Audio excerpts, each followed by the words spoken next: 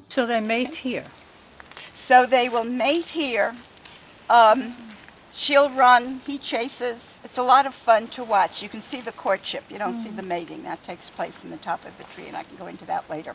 After the one night of mating, she will sun herself to get her strength back, and then she will head over to the Central Valley. That will take her about a week or two. She will be heading over there with 400 eggs within her, plus what's called a spermatophore, which is a sac containing the sperm and a dab of fat that gives her the energy to get over. And again, the marvels of nature. She has to go over mountains. What if there was a storm unexpected? There is a certain timing for the growth, the gestation. She might lose everything, but because there's no fertilization, it doesn't matter. When she gets over to the Central Valley, she will find a cluster of milkweed. She will lay her eggs, one egg at a time, on the underside. So I've been doing this 10 years, and I can never figure out how to say it correctly. Each egg gets its own leaf. Oh, wow. It'll take her several days. So she lays 400 eggs one at a time on a leaf, each leaf separately. Because think of the size of what that little, gosh. think of the size of that little egg. Wow. How is that little caterpillar going to find food if she dumps all 400 eggs on a leaf? There's no food. Wow. Okay. Fertilization takes place as the egg goes down the oviduct and passes. She lays the egg and then fertilizes it at the same time? Or? As the egg is starting to leave, as the egg leaves the ovary, it goes down what's called an oviduct, which is the. Yes. As it goes down the oviduct, it passes where the spermatophore is. All right. Yeah. Wow. And some little sperm says, "Ooh, that's a cute little egg. I want it." And so when it's laid, it is fertilized. It's all fertilized. This is what a little egg looks like, obviously magnified. Oh, yeah. That's a pretty little white thing, I gather. They can only see it through a microscope. I guess you can see, but you can't really see what it looks like. After a couple of days, this egg starts turning brown, and after 3 to 5 days, out will come the little caterpillar. Oh my God. Everything with the monarch butterflies is dependent and is altered by the weather. When the caterpillar comes out, caterpillars don't have many talents. The only talent they really have is that they can eat. They eat morning, noon, and night. They don't rest the way animals usually do. They do not have a skeleton within them. They have what's called an exoskeleton, which means that the outer layer of skin, when it's exposed to the air, hardens and becomes like an armor. So the caterpillar will eat constantly. As it eats, it obviously grows, and at some point it's going to bump up into that armor. Wants to eat, it has that craving, but can't because of the armor there. So it cracks, and the caterpillar wiggles out. Comes out, yeah. That's called molting. And the caterpillar goes right back to eating again. It will do that 4 times. What we say, if a human baby grew at the rate that the caterpillar does, a 2-week-old baby would be the size of an elephant. Grows thousands of times its original size. And its eating is called the instar, the stage, and it also, of course, adds more stripes as it. Isn't that interesting? When it comes out, that first little thing is a little white thing with a black head, and yet it ends up all these beautiful colors.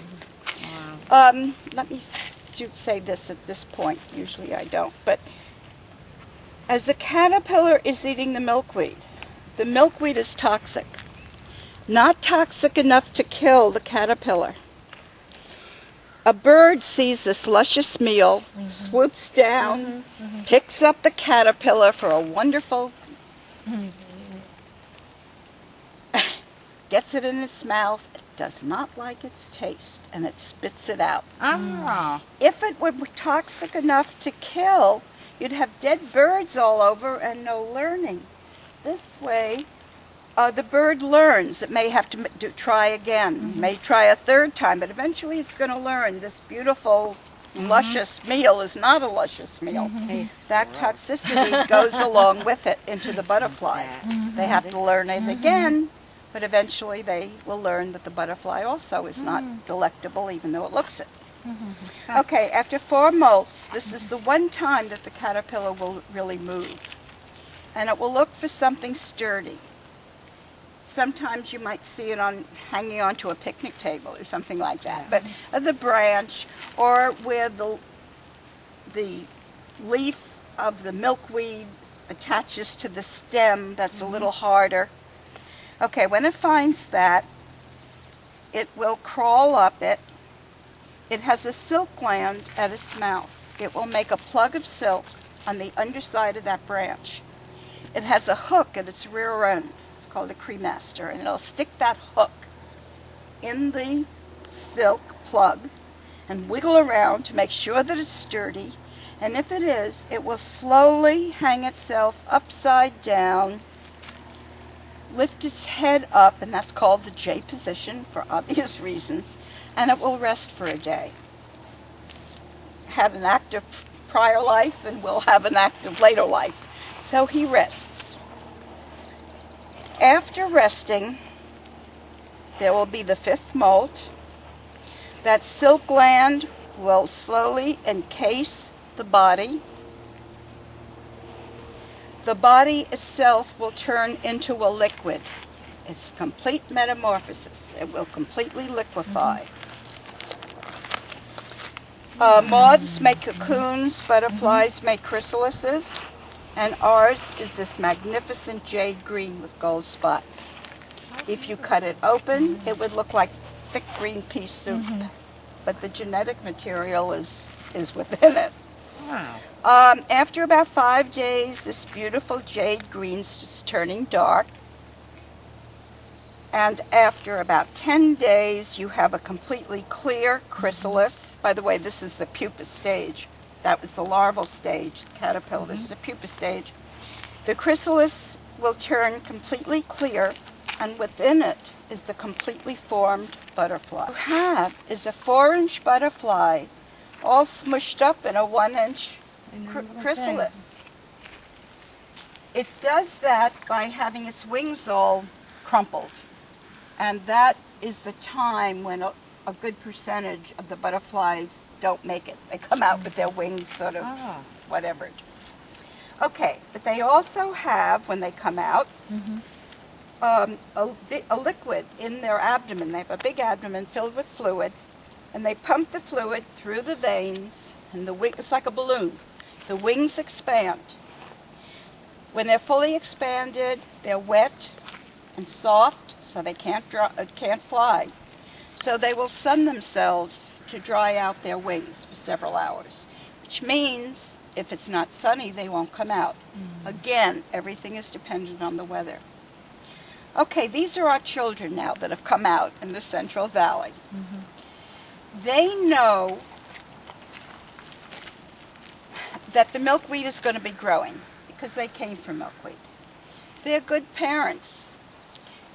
They want fresh milkweed for their children. They know they can't go south because they know that the farther north you go, the later the earth warms up, therefore the later the milkweed will be growing. They grow south, that's stale stuff. They don't want that for their babies. They know they have to fly north. They know, since they came from the milkweed, that the milkweed is going to be growing now. So they don't have to wait 7 or 8 months to mate. They will mate right away. So our children, unlike us, our children will start flying north, mate right along the way. When they find freshly growing milkweed, she will lay her eggs. and the process is repeated for our children, our grandchildren, great-grandchildren. Then they end up in Canada again. Oh my gosh. And when they get to Canada, they know that they cannot go farther north. It will be too cold for the milkweed to grow. They know they have to come south. They are born with an extra dab of fat to give them energy. And the process is repeated. What we have within a year is our cold weather winter, this generation of 7 to 8 months. The warm weather generations, about 4 of them, are 3 to 6 weeks.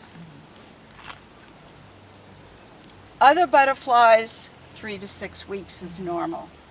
Not all of them, but that's nothing special about that. Right. No other butterfly has a 7 to 8 month generation. Isn't that No other butterfly migrates. They fly around. They can go from state to state because they don't know about those lines. But they will not travel 1,000, 2,000 miles. Oh, so this is the only one that does that. This generation. Oh, This generation. there it is again. Oh. Well, he, I don't know if he sees. It's just Yeah, a fast. If this is a bad year, if the weather or whatever it is that has diminished the numbers, if that changes, think about 5 generations in a year with each female having 400 eggs. Right. They can rejuvenate. And I'm sure there have been climate changes over the years and their numbers have depleted seriously and they come back. And when you see by these numbers, they come back. Right. We used to say these are the great-great-grandchildren are the ones who left. With the tagging, we find that is not so. It may be, but they fly elsewhere. Our tags have been found at Santa Cruz, at San Luis Obispo, Pismo Beach, all over. Now maybe they're just taking a trip and come back. We don't know now. We're less smart now than we were 10 years ago. So someone comes out here and catches them and tags them? Is that how you tag them? I did it once. Is it difficult to catch them, isn't it? No, No. it isn't, but you have to do it early in the morning before they start flying around. I did it once. I'm not getting up Oh, at because they're in 6:30 the or 6. I trees. get up, but I'm not getting out at 6 anymore. But thank goodness there are people who do. Yeah. What they do, when I think about it now, as a child, we had butterfly nets, and we used to go around and catch butterflies and then pin them down. Okay, they do that, sort of. Yeah. They have a butterfly net with a long metal handle. It's sort of adjustable. And when they can extend that, if they're way up high, but when I was here, it was sort of low. And they take the net and get it around the butterflies, shake them so some of them fall into the net, and then you work in pairs, because one, you need to record the information. So one picks it up, and you can pick it up very carefully. They're strong if you hold them on the underside of the wings. And by the way, people have trouble noticing the monarch butterflies because the underside of their wings is the color of dead leaves. So if you do see a cluster, you think they're dead leaves. They're not, they're butterflies. That's not why we're not seeing them. So you can hold them there, and then you go. In the meantime, you have transferred the numbers on the tag, and that's recorded, and the date. And then if you see one with the tag, if you can find the tag, usually then it would be a dead butterfly. But then you call it in, and that's the way they can track it.